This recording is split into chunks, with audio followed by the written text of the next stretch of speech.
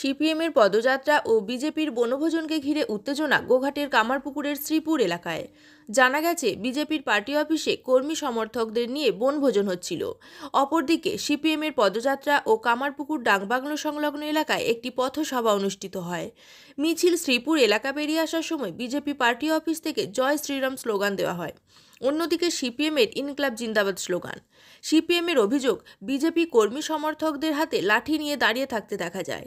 সব মিলিয়ে চরম উত্তেজনার সৃষ্টি হয় ওই এলাকায়।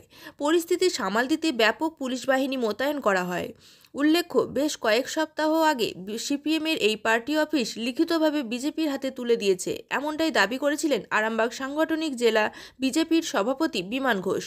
অন্যদিকে এই ঘটনাকে কটাক্ষ করেছে শাসক দল তৃণমূল কংগ্রেস।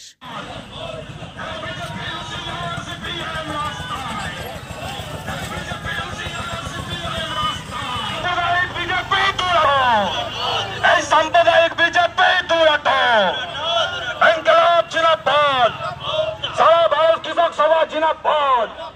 बीजेपी राजपथे सीपीएम हुशियार, सीपीएम में कालो हाथ फेंक दाओ, सीपीएम में हर बात देश থেকে दूर हटो, सीपीएम में हर बात देश থেকে दूर हटो, बीजेपी জয় শ্রীরাম। তো পার্টি অফিস থেকে জয় শ্রীরাম হবে কেন? ওটা তো আমাদের শ্রমিকের অফিস, কৃষকের অফিস, যুবর অফিস, ছাত্রর অফিস। ওখানে মাংস হচ্ছে, মদ হচ্ছে, ওখানে যাতে নিজেদের এই অপরাধগুলোকে ঢাকা যায় তার জন্য কিছু লুম্পেন বাহিনী তৈরি করা হচ্ছে। আমরা কৃষকের জীবনের স্বার্থে, ক্ষেত মজুরের স্বার্থে, ছাত্র যুব মহিলার স্বার্থে রেগার মজুরি দেয়নি কেন? রেগা বন্ধ কেন? শ্রমকোড চালু করে শ্রমিকের কি সর্বনাশ করছে? এসবের উত্তর কে দেবে? 2 কোটি বেকারের চাকরি দেবে দাদা বলেছিল, দিদি বলেছিল 2 লক্ষ। কটা বেকারের চাকরি হয়েছে? হয়নি কেন? ফসলের দাম নেই কেন? সারের দাম বাড়ছে কেন? বিদ্যুৎ আইন এনে কি সর্বনাশ করা হচ্ছে? স্মার্ট মিটারের নামে সমগ্র বিদ্যুৎ গ্রাহকদের সর্বনাশ করা হচ্ছে। আমরা এসবের বন্ধের দাবিতে আমরা পদযাত্রা করছি। বিজেপি এবং তৃণমূল এই দুজন একই গোত্রের, একই জোটে থেকে গোটা মানুষের জনজীবনে যে সর্বনাশ ডেকে আনছে তা সম্পর্কে মানুষকে সচেতন করতে। আর গোঘাটের রাজনীতিতে আমরা তৈরি, মানুষ তৈরি, শ্রমিক কৃষক ছাত্র যুব মহিলা তৈরি। যদি নির্বাচনের কথা বলেন, একবার ফ্রেশ নির্বাচন হোক, সবাই ভোট দিতে পাক, ভোট যা দিল সেগুলো গুনতে পাক, গোনার পর সংসদীয় গণতন্ত্র কিভাবে ব্যবহার করতে হয় এই জনগণ জানে। আমরা এই সম্পর্কেই মানুষকে সচেতন করতে চাই যে দিদি মোদির যে বাইনারি, দিদি মোদির যে ঐক্য, দিদি মোদির যে গোপন আঘাতের মধ্যে দিয়ে পশ্চিমবঙ্গটাকে জাহান্নামে নিয়ে যাওয়ার চক্রান্ত, সবাই সচেতন হন, সংঘবদ্ধ হবে, নামুন রাস্তায়, লড়ুন। এই অন্যায় দুর্নীতি লুটেরাদের বিরুদ্ধে আমরা ঐক্যবদ্ধ থাকলে কোনো শক্তি নেই এই ঝান্ডাগুলোর মোকাবিলা করা। এর কাজই তাই। আমরা খুব শান্তি চাই বলে, শান্তিপূর্ণ পরিবেশ চাই বলে ওই কগাছা লাঠি আমরা ওদের পিছনেই ঢুকিয়ে দিতে পারি। আমরা ওই দিকে যাইনি।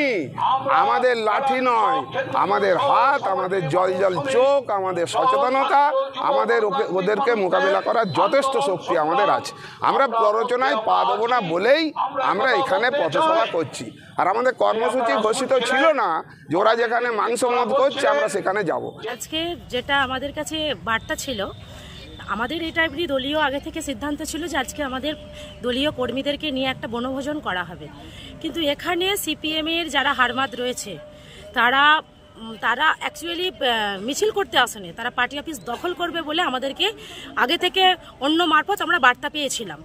তো আমাদের পার্টি অফিস আমরা দখল করতে দেব না, সেই জন্য আমরা পার্টি অফিসের মাটি আঁকড়ে পড়েছিলাম। এবং সেই ক্ষেত্রে আমাদের দলীয় যারা কর্মী আছে তাদেরকে বনভোজন খাওয়াতেই হয়।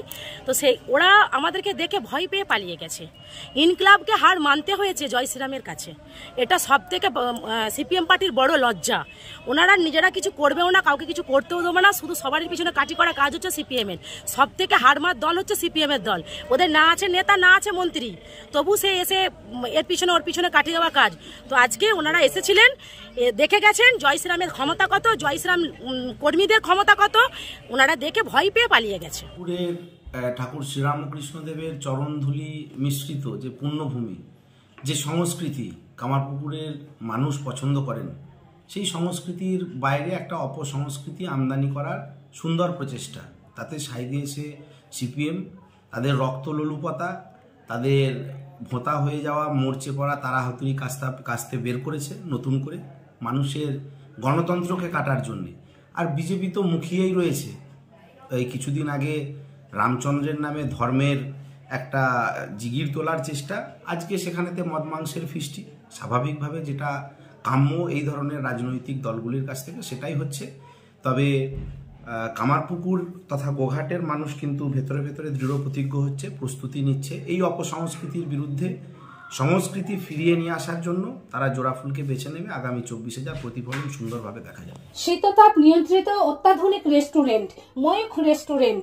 এখানে পাবেন চাইনিজ, পোলাও, বিরিয়ানি, তন্দুরি সহ সমস্ত রকম খাবার। এছাড়াও কাস্টমারদের সুবিধার্থে হোম ডেলিভারির বিশেষ ব্যবস্থা রয়েছে। পাশাপাশি যে কোনো অনুষ্ঠানের জন্য ভাড়া দেওয়া হয়। আমাদের ঠিকানা খানাকুল হেলান সংলগ্ন তিলক চক। Phone number 8617492616 9732162360। সেরা খাবারের স্বাদ পেতে আজই আসুন ময়ূখ রেস্টুরেন্টে। নিউনুর সোফা সেন্টার। এখানে সমস্ত রকম সোফা পাইকারি ও রিটেলে বিক্রয় করা হয়। সমস্ত সোফা নিজস্ব কারখানায় তৈরি করা হয়। প্রোপাইটার হানিফ হোসেন খাঁ ও রুহুল হোসেন খাঁ, বড়ডোঙ্গল হাটতলা সিনেমা হলের সন্নিকটে, হুগলি। যোগাযোগ 7797170093 এবং 9382003105।